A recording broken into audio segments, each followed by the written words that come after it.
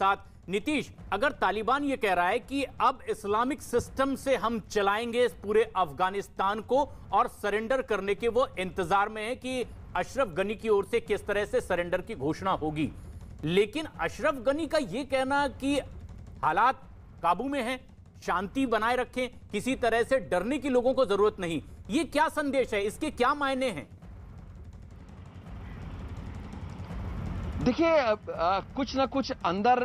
पक रहा होगा, किसी तरह की कोई बातचीत हुई होगी। और ये जो अशरफ गनी ने कल जो बयान दिया था वो अपनी फोर्सेस को मोटिवेट करने के लिए, लेकिन जिस तरह से बिल्कुल स्विफ्टली तालिबान गेट तक पहुंच चुका है, काबुल के जैसी खबर आ रही है, गेट तक है, शहर में भले ही ना घुसा हो लेकिन प्रवेश काबुल में हो चुका है उसका, तो लगता है इस तरह का कि फोर्सेस का मोरल अप करने के लिए कहा गया हो, लोग पैनिक में ना आए इसलिए कहा गया, लेकिन अंदर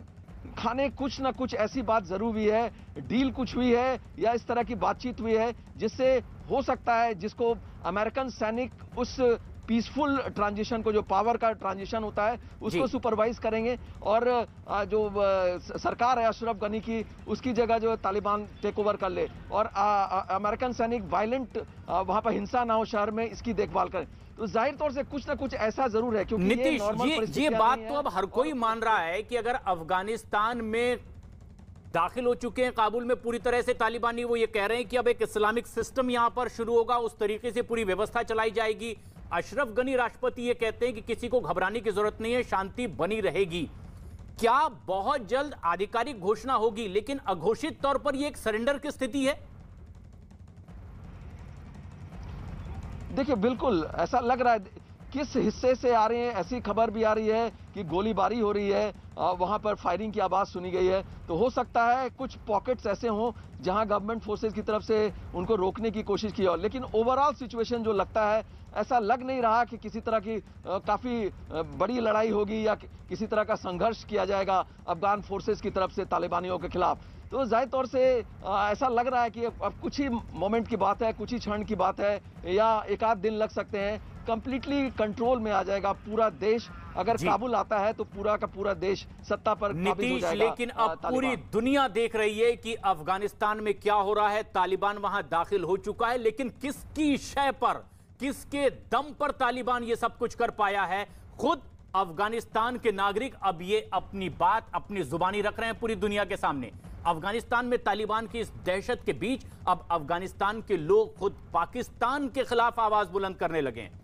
इंग्लैंड के मैनचेस्टर में अफगानिस्तान के लोगों ने पाकिस्तान को अफगानिस्तान में आतंक फैलाने का सीधे सीधे जिम्मेदार ठहराया है और उसके खिलाफ जमकर प्रदर्शन भी किया है। मैनचेस्टर की ये तस्वीरें आप देख रहे हैं, और जो लोग हाथों में अपना झंडा लिए खड़े हुए हैं, ये हैं अफगानिस्तान के नागरिक, और आवाज बुलंद की जा रही है पाकिस्तान के खिलाफ। इल्जाम पाकिस्तान पर यह कि जो कुछ खून खराबा हो रहा है, जो कुछ क्रूर कदम तालिबान के अफगानिस्तान में लगातार आगे बढ़ते चले जा रहे हैं, वो पाकिस्तान की शय पर है और दुनिया इस पर ध्यान दे, ये कहने की कोशिश अफगानी नागरिकों की हो रही है मैनचेस्टर में। ये अब जो सबसे अहम बात है नीतीश, वो ये कि अगर अफगानी दुनिया के अलग अलग इलाकों में अपनी ये बात रख रहे हैं, इसका कोई असर, इसका कोई हल अब निकलने की कहीं कोई गुंजाइश बाकी रह गई है, या सिर्फ नारेबाजी और सत्ता पर तालिबानी काबिज?